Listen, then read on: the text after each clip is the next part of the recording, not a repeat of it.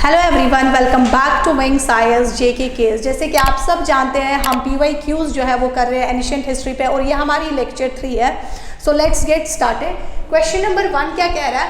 In the context of history of India consider the following pairs.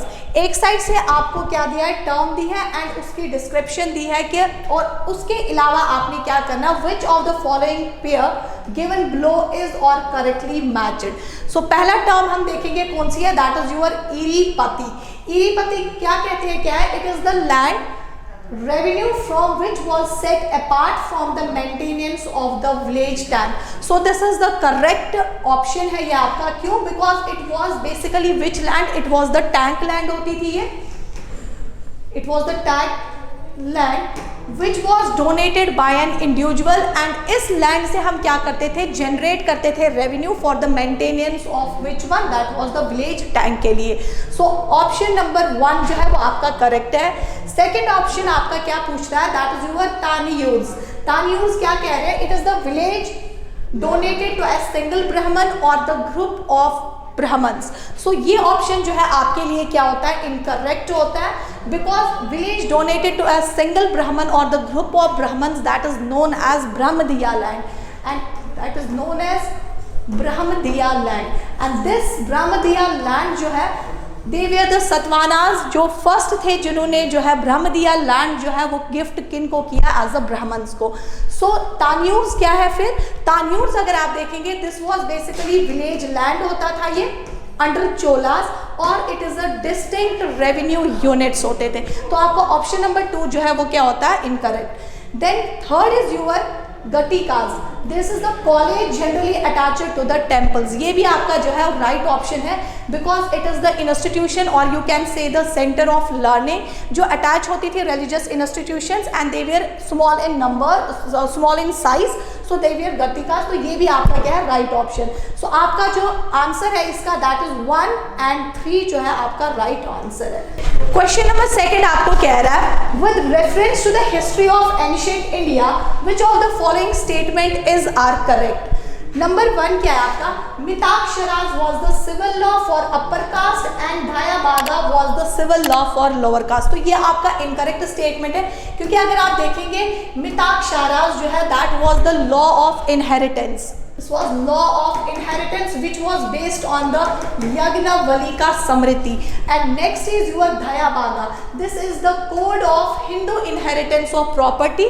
So ये आपका क्या हो रहा है, नंबर 1 ऑप्शन इनकरेक्ट। नंबर 2 अगर आप देखेंगे, in the Mitakshara system the son can claim the right to the property during the life time of the father, whereas in the Dhayabaga system it is only after the death of father that the son can claim the right to the property. तो ये अगर option आप देखेंगे ये correct है, क्योंकि prior to the Hindu succession amendment act 2005 से पहले क्या होता था, मिताक्षरा में ये कहा गया है कि जो सन है वो क्लेम कर सकता है ancestral property right from the birth. जो ही उसकी बर्थ हो जाएगी तो वो क्लेम कर सकता है एंसेस्ट्रल प्रॉपर्टी, एंड कब, जब उसका फादर स्टिल अलाइव हो। But at the same time Dayabhaga में क्या है, आपका सन सिर्फ क्लेम कर सकता है तभी प्रॉपर्टी जब किसकी डेथ हो जाएगी, फादर की। तो ये भी जो है आपका करेक्ट ऑप्शन है। थर्ड जो आ जाता है that is your the Mitakshara system deals with the matter related to the property held by the male member only of a family, whereas Dhayabaga system deals with the matter related to the property held by both male as well as the female member। देखो ये किस तरीके से incorrect होता है, क्योंकि मिताक्षरा में मैंने आपको कहा कि आपका सिर्फ कौन जो है वो कर सकता है, जो आपके फादर के डेथ से पहले ही जो है सन क्लेम प्रॉपर्टी कर सकता है। तो यहाँ पे जो आपकी वाइफ उस हस्बैंड की जो होती है वो भी जो है वो प्रॉपर्टी को डिवाइड नहीं कर सकती, बट उसका राइट बनता है। तो मिताक्षरा के सिस्टम में कहते हैं सिर्फ मेल का हक है, ऐसा नहीं है। एंड दयाबागा में कहता है both male as well as female, but during the life time of the father son तो प्रॉपर्टी क्लेम नहीं कर सकता, आफ्टर द डेथ ही कर सकता है। तो इसका मतलब है कि फीमेल का भी जो वहाँ पर राइट नहीं बनता। सो ये जो है ऑप्शन आपका दोनों फर्स्ट एंड थर्ड जो है वो इनकरेक्ट है। तो आपका ऑप्शन कौन सा आ जाता है, that is second one. Question number 3 जो है आपका, which of the following phrase defines the nature of hundi generally refers to in the source of post Harsha period. जो हुंडी है वो क्या था, An advisory issued by the king to his subordinates, a dairy to be maintained for daily accounts, a bill of exchange, or D option, an order from the feudal lords to his subordinate. इसका जो right answer है that is bill of exchange. Basically क्या था, हुंडी जो होता था that was the financial instrument which was developed during the medieval period, and इसको जो है यूज़ किया जाता था एज ट्रेड के लिए एंड क्रेडिट ट्रांजेक्शन के लिए. इसके अलावा अगर आप देखेंगे इसको यूज़ किया जाता था एज रेमिटेंसेस ट्रांजेक्शन के लिए, इसको यूज़ किया जाता था एज क्रेडिट ट्रांजेक्शन, इसको यूज़ किया जाता था किसके लिए, क्रेडिट ट्रांजेक्शन, इसको यूज किया जाता था एज ट्रेड ट्रांजेक्शन. सो अगर मैं रेमिटेंसेस ट्रांजेक्शन की बात करूं दैट मीन जो फंड्स को ट्रांसफर किया जाता था from one place to another. अगर मैं क्रेडिट ट्रांजेक्शन की बात करूं that is what, credit transaction is your जो बोरो मनी करना, एंड ट्रेड ट्रांजेक्शन का मतलब बिल ऑफ एक्सचेंज. तो यहाँ पे सिर्फ आपका बिल ऑफ एक्सचेंज है, तो आप किसका सही आंसर क्या रहेगा, इसका सी ऑप्शन.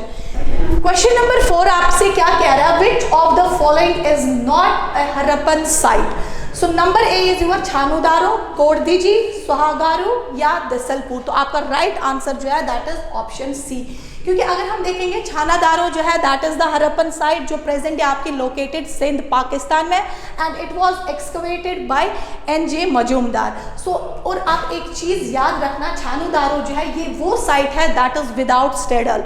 अगर आपने पढ़ा होगा Harappan civilization, Indus valley civilization कि टाउन्स जो है उनको डिवाइडेड किया जाता था 2 पार्ट्स में. One was your raised part जिसको स्टेडल कहा जाता था या एक्रोपोलिस कहा जाता था, या आपका स्टेडल, एंड सेकंड जो होता था जो ब्लो द रेज्ड वन होता था दैट वाज लोअर पार्ट. सो ये एक ऐसी साइट है छानोदारो दैट वाज विदाउट स्टेडल. अगर कोडदीजी की बात मैं करूं तो कोडदीजी जो है it is also the Harappan site. ये जो है आपकी कहाँ पे है, Khairpur district of Pakistan, and it was excavated by Fazal Ali and Ghurye. And अगर मैं दसालपुर की बात करूं तो ये कहाँ पे आपका गुजरात, रन ऑफ कच्छ. सो ये सुहागारो क्या है आपका, this was basically Ashokan era copper plate inscription जो कहाँ पे है आपका, दैट इज गोरखपुर यूपी में है. और याद रखिएगा अगर जितने भी इंस्क्रिप्शंस आपको, ये आपका नॉर्थ है, साउथ है, ईस्ट है और वेस्ट है, जितने भी इंस्क्रिप्शंस आपको यूपी बिहार में मिलते हैं ना, उन सब की जो लैंग्वेज होती है वो किस में जो है वो राइट डाउन उनको किया गया हुआ है, दैट इज यूर लैंग्वेज कौन सी उनकी होती है, प्राकृत, एंड किस स्क्रिप्ट में लिखा गया है, that is your Brahmi is script. तो इसको भी जो है इंस्क्रिप्शन को किस में राइट डाउन किया, प्राकृत में, एंड लैंग्वेज स्क्रिप्ट क्या है इसका, ब्राह्मी है. अगर उसी जगह आपको कोई भी साइट पाकिस्तान, अफगानिस्तान की दी और कोई इंस्क्रिप्शन आपको बताया गया तो वो बेसिकली राइट डाउन उसको किस में करते हैं, दैट इज यूर संस्कृत में, एंड उसकी जो स्क्रिप्ट होता है that is Kharoshthi. So question number 5 is yours with reference to Indian history, which among of the following is the future Buddha yet to come to save the world. Number A is your Avalokiteshvara, Lokeshvara, Maitreya और Padmapani. So इसका right answer जो है Maitreya, because Maitreya is considered to be the future Buddha who will come on earth, जो earth पे आ जाएंगे, जो आपका क्या करेंगे, दो किस टाइम पे आ जाएगा, जिस टाइम पे जो है लोगों ने फॉरगेट किया होगा द पाथ ऑफ राइटियसनेस. तो उस टाइम पे जो फ्यूचर बुद्धा कौन होंगे आपके, मैत्रेय, एंड इनको कहा जाता है also Ajita Bodhisattva. So this is all for today. Will meet you soon in next video. Thank you.